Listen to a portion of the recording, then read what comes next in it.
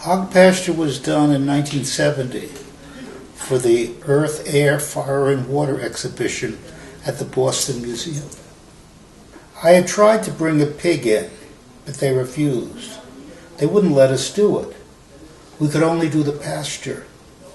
The museum asked influential people, particularly the Peabodys, for support since they grew pigs.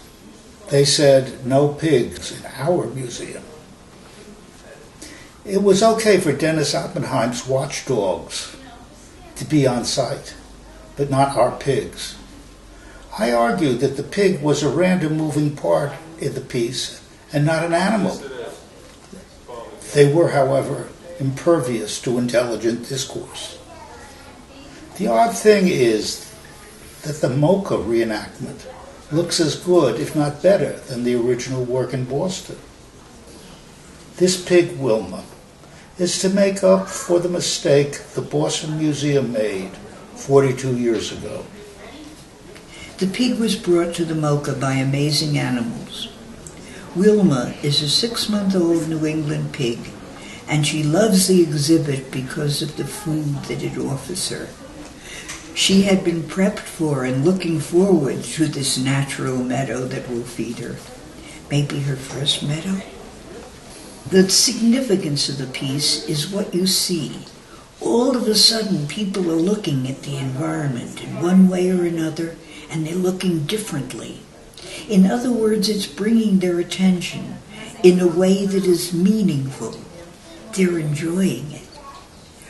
Once the show is over, the pasture will go to a school so that the children there can take care of it and learn about animals.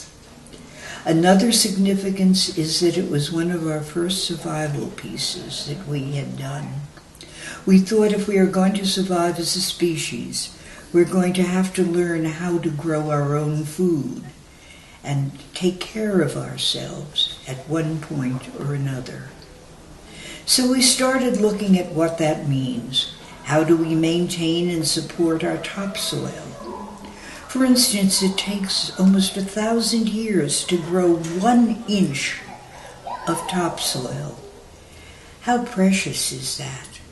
That was the meaning it had in the 70s for us.